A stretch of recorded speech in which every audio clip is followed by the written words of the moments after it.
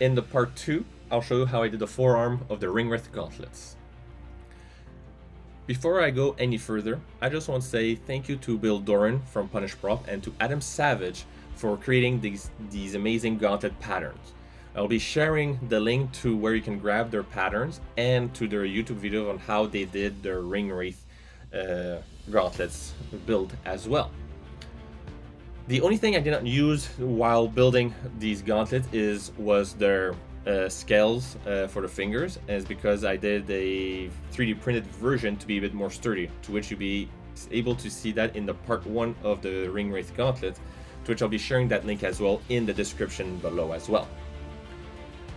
My first attempt by building these gauntlets, if you look in the background, the blue gauntlet shapes in the background, that was my first attempt. Basically, it did not went according to plan, is because they were a bit too small for the size of arm and hands I have, and it did not fit properly on the gloves I was using. So what I did is I went and increased the size of the gauntlets to be able to fit onto my forearm and gloves. After that everything got cut, I then punched all the holes where the rivets will be so I can easily mark them on the EVA foam. Now that the pattern is all cut, I then went ahead and transferred the pattern to the pieces. So I used craft foam for the main spiked element and for the thumb and hand connector, as it was nice and thin and I'll be able to recreate the metal thickness I wanted.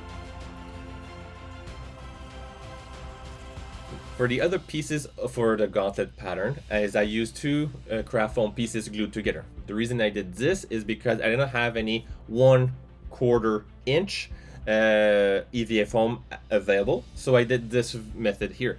But at the end of the day, it does the same thing, and I was able to recreate those elements I needed to be in the right thickness I need to create these gauntlets. I then went and used my ruler to re-indicating all the lines that were on the pattern onto the foam as well, so I can do my V groove when the time comes when I'll be cutting them.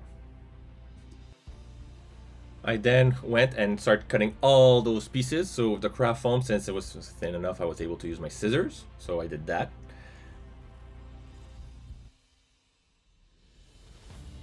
As for the thicker pieces of craft foam I created, is I used my X-Acto knife to cut them out.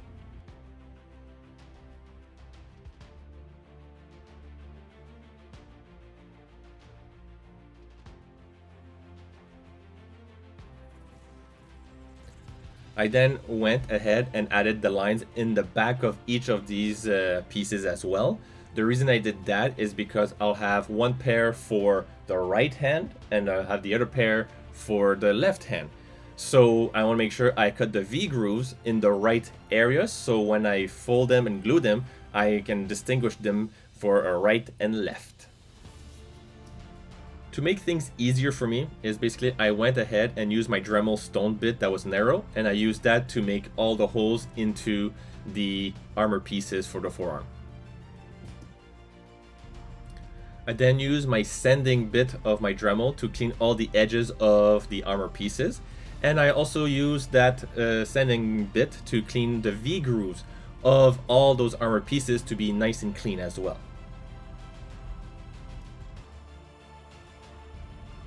Once all the dremeling has been completed, and now it's time to start adding the contact cement in all the V grooves of the armor pieces.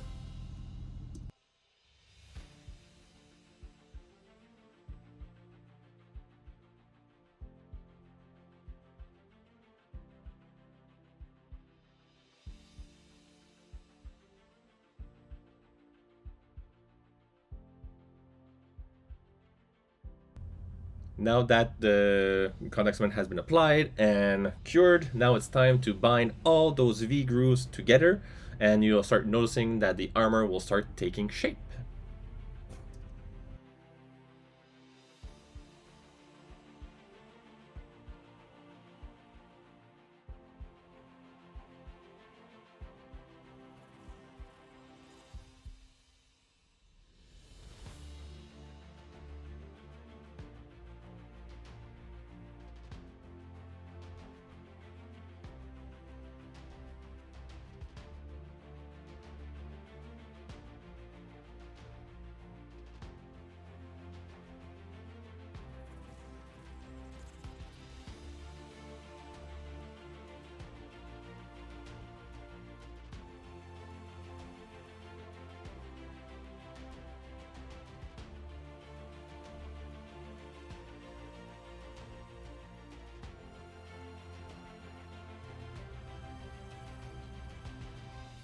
So one of the things you'll notice after you're gluing all the V-grooves together is that they'll start warping towards the inside of the armor pieces, because that's how the glue was acting up.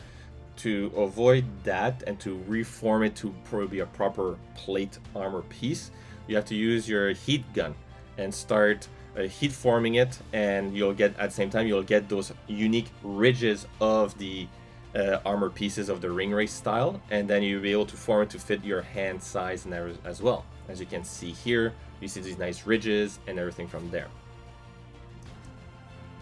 You'll see more of an impact on the upper forearm pieces because there's more grooves connected closer. So this one you have to be patient and use a lot of heat and forming a lot, because you'll see here, and what I'm doing is I have to opening it and reforming it to make sure it fits, but still trying keeping those unique ridges of the armor. So you have to work at it, so you have to be patient on that piece there. Now that everything has been glued and V-formed into shape, now it's time to do a little cleanup with the Dremel sanding bit, so you can have it, all those areas, to be a bit more smoother, more seamless as well, for all those seams and everything as well. So it looks more like a one piece when it's all painted.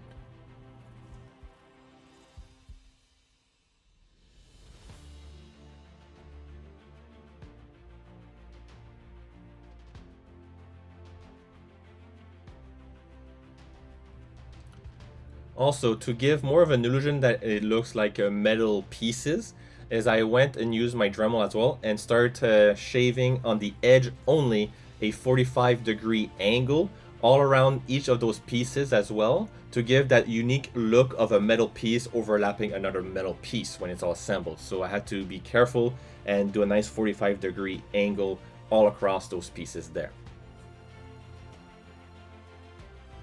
Now that all the dremeling is done, I added more contact cement for the knuckle pieces. So I have to connect all those 4 unique separate pieces for the knuckles to be glued together. Once that was done, I then went and used my Dremel again as well. Like I explained earlier, I need to clean all those edges as well for all those seams to look more as a one piece. And I went ahead and started creating that 45-degree angle on all of those pieces as well.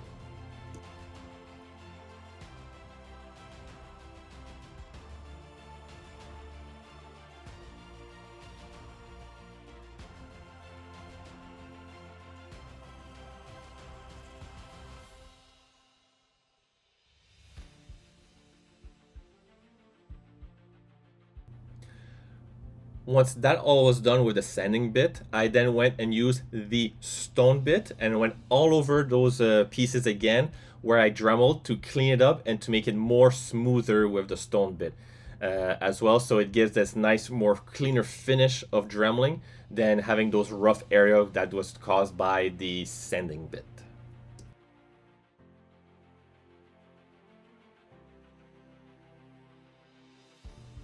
Now that the dremeling is completed, I decided to do a quick fitting test with the little rivets I have, because I want to make sure that all the pieces falls in place properly, moves properly, and there's no issues. If there's an issue appearing, I'll be able to go and tweak that issue before I proceed to the next steps.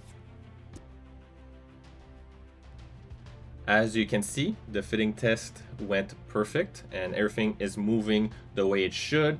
It falls in place where it should and fits nicely on top of the gloves and the scale fingers as well. Now that the fitting test went well, it was now time to heat seal everything. So what I went and do is I remove all the rivets from the armor pieces, then use my heat gun and start heat sealing each individual pieces before I can go to the next step. After the heat sealing, I went and used some quick seal and I implement that quick seal on every seams that are on the armor pieces, or any little flaws or little holes that has been shown from the heat sealing. I even also add some quick seal on the edges of the armor pieces where they connected the 2 craft foam pieces together. After that, I use some water to help smooth out all those quick seal areas to make sure everything looks smooth and cleaner and more uniform, so it doesn't look weird.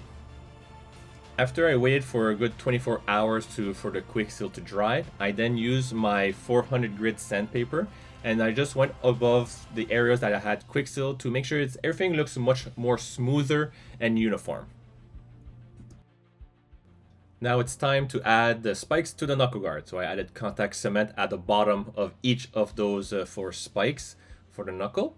And then I added the same thing to the knuckle guard as well for the contact cement to make sure I can adhere them together properly. Once the glue has been cured and all that, it was time to be able to connect all those 4 spikes to the guard itself, as you can see here. Once they were glued, I then went and used some quick seal at the bottom of each of those spikes. The reason I did this is I wanted to give more of the clean, seamless look of those pieces connected to the knuckle guard, as I didn't want to have the look of that the pieces looked. I just glued it on top of there.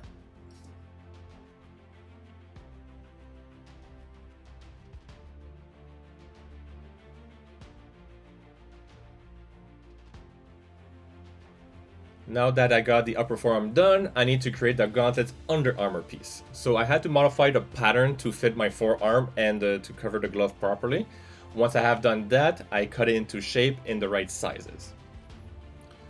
Once that's done, I use my Dremel to clean all the edges and making the angle as well. And then again, when I finish with the main sand bit Dremel, I use my stone bit.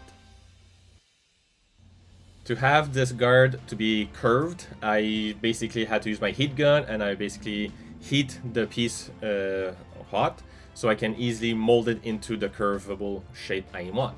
At the same time, it allowed me to do the heat sealing of that piece, so I kept heating it and then form it and heating it and form it. So to be able to connect the guard to the glove itself, I basically use Velcro at the 4 corners of the guard. And then after that, I basically add the glue to glue that all together on the glove and the guard. Once all that is glued together, I was now able to connect the guard and the glove all in piece together. Now all the armor pieces for the 2 gauntlets are now assembled, and we're now able to jump to the next step. Now it's time to create the gauntlet straps. I need 2 types of straps, one for the buckle and the one that will have all the holes that will then connect to the buckle when you strapped it on.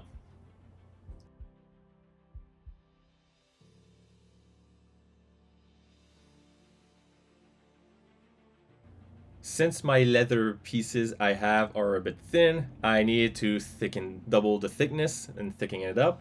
So basically I did a 2-ply leather pieces for the straps I did here.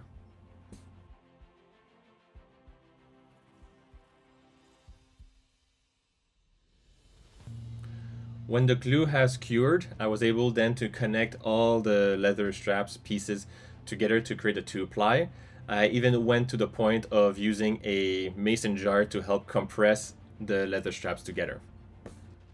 Now it's time to create the buckle strap itself. So basically I went and added the special hoop in place, and then I need to slide on the buckle element in place. So once I have that in place, I was able then to create the thickness I need, like a 2-ply like I did previously, but for the buckle piece itself. And voila!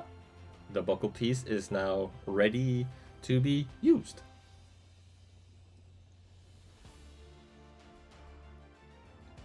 The buckle is ready, yes, but I wanted to give a little accent to the buckle, so I went and created a little hole right below the buckle, and then after that I went and added a small little rivet, clamp it down together to give that little accent, and it will give me more of a detail accent to the gauntlet.